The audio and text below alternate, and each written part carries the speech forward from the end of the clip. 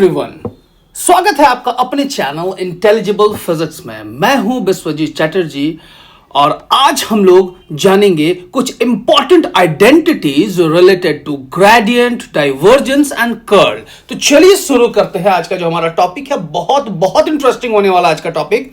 तो ये सारा आइडेंटिटी को आपको ध्यान में रखना है, क्योंकि ये सारा आइडेंटिटी से ही आप numericals related to divergence and curl बहुत आसानी से सॉल्व कर सकते हैं, चाहे वो ग्रेडियंट से रहे, वो डाइवर्जेंस से रहे या फिर कर्ल से रहे। तो चलिए शुरू करते हैं। पहला आइडेंटिटी आपके सामने है कुछ इस तरह से। तो सबसे पहला आइडेंटिटी कहता है कि divergence of gradient of S. यहां पे जो स्मॉल एस है वो किस चीज को रिप्रेजेंट कर रहा है, पहले उसको समझ लीजिए, ठीक है ना। ये जो आपका स्मॉल एस आपको दिख रहा है ना, ये बेसिकली रिप्रेजेंट करता है एक स्केलर पार्ट को। और ये जो ग्रेडियंट आप देख रहे हैं ना, ये जो ग्रेडियंट पार्ट है, तो ग्रेडियंट हमारा ग्रेडियंट ऑफ स्केलर होता है। तो ये पूरा हमारा वेक्टर हो गया।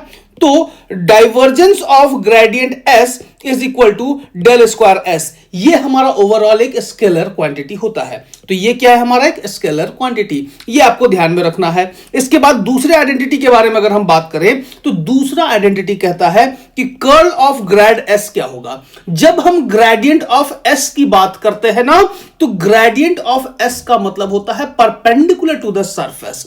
तो ये ग्रेड एस है, उसका जब हम कर्ल निकालेंगे तो उसका रिजल्ट हमारा 0 आएगा, क्योंकि परपेंडिकुलर सरफेस के परपेंडिकुलर का जो कर्ल निकालेंगे वो भी हमारा उसका साइन थीटा का वैल्यू 0 के बराबर आ जाएगा, साइन 0 हो जाएगा, जिस कारण से ये रिजल्ट हमारा 0 होता है। तो यहां पे curl of gradient S is our 0। तो इस आइडेंटिटी को बहुत ध्यान से समझिएगा, क्योंकि ये बहुत ज्यादा इंपॉर्टेंट है।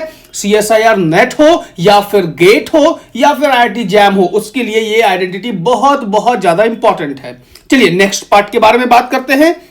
नेक्स्ट कहता है कर्ल ऑफ कर्ल भी वेक्टर। अगर हमारे पास कोई भी वेक्टर है जिसका कर्ल लिए हैं हम, ठीक है ना, ठीक है, और उसका फिर कर्ल लेंगे, तो कर्ल ऑफ कर्ल भी वेक्टर इज इक्वल टू क्या होता है, इसको ध्यान से समझिएगा। ये होता है हमारा ग्रेडियंट ऑफ डाइवर्जेंस ऑफ भी। डाइवर्जेंस ऑफ भी हमारा स्केलर क्वांटिटी, ठीक है। डाइवर्जेंस ऑफ भी क्या होता है, स्केलर क्वांटिटी। उसका हम लोग क्या ले लिए हैं, ग्रेडियंट, मतलब ओवरऑल क्या हो गया, एक vector quantity minus del square भी।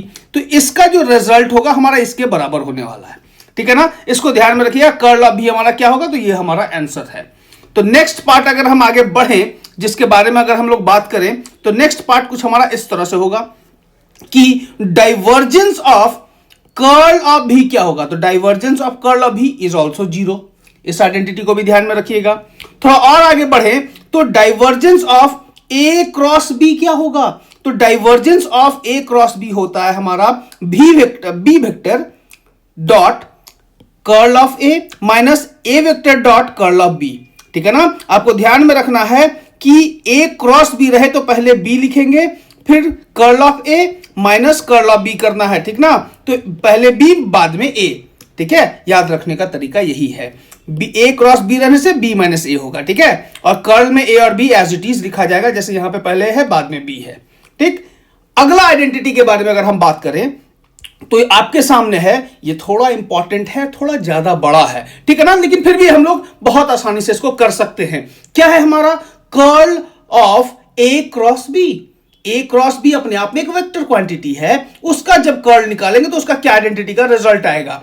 तो ये रिजल्ट आपके सामने है, जो कि है ए वेक्टर, उसके बाद क्या है हमारा divergence of B minus B vector, फिर डाइवर्जेंस ऑफ ए, फिर हमारा B into gradient of A हो जाएगा minus A into gradient of B हो जाएगा। तो ये हमारा फाइनल रिजल्ट है, ठीक है। इस रिजल्ट को आपको ध्यान में रखना है ए क्रॉस बी के केस में, ठीक है।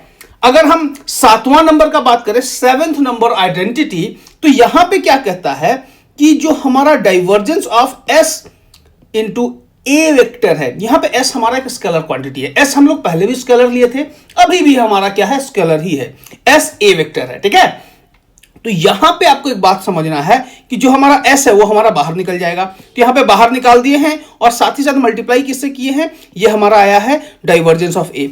ओवरऑल इसका रिजल्ट हमारा स्केलर आना चाहिए, तो यहां पे स्केलर ही है, ये भी स्केलर, और divergence of A is a scalar. और A vector dot gradient of S, क्योंकि s हमारा क्या है, एक स्केलर क्वांटिटी है, तो ग्रेडियंट ऑफ s हमारा वेक्टर क्वांटिटी होगा, तो वेक्टर और वेक्टर का डॉट प्रोडक्ट इज स्केलर, तो ये भी स्केलर ये भी स्केलर। ओवरऑल ये सेटिस्फाइड हो गया हमारा। ये आइडेंटिटी आपको ध्यान में रखना है कि divergence of the product of a vector and a scalar is given by the scalar quantity into the divergence of that vector quantity plus a vector dot gradient of that scalar quantity. Is it clear? Now अगर हम 8वां number identity का बात करें, इसे बहुत ध्यान से देखिएगा यहां पे। अच्छा, पहले तो हम लोग देखे थे divergence of scalar and vector, ठीक है ना।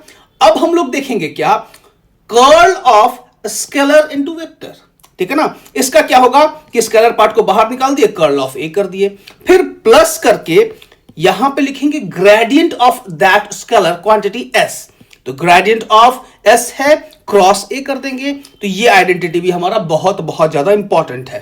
Last but not the least, जो लास्ट हमारा आइडेंटिटी है उसे एक बार देख लेते हैं। सारे आइडेंटिटी को अपने कॉपी में लिखते चलिए ताकि आपको सॉल्व करने में, किसी भी न्यूमेरिकल को सॉल्व करने में आपको दिक्कत ना आए, ठीक है। तो लास्ट जो है हमारा वो क्या कहता है कि the gradient of A dot B, A dot B हमारा स्केलर क्वांटिटी हुआ, तो स्केलर का ग्रेडियंट ले लेंगे तो हमारा रिजल्ट हमारे सामने है, तो A into gradient of B, B into gradient of A plus A cross, यहां पे क्या हो जाएगा ये रिजल्ट, ये हमारा हो जाएगा result curl of B, A cross curl of B plus B cross curl of A.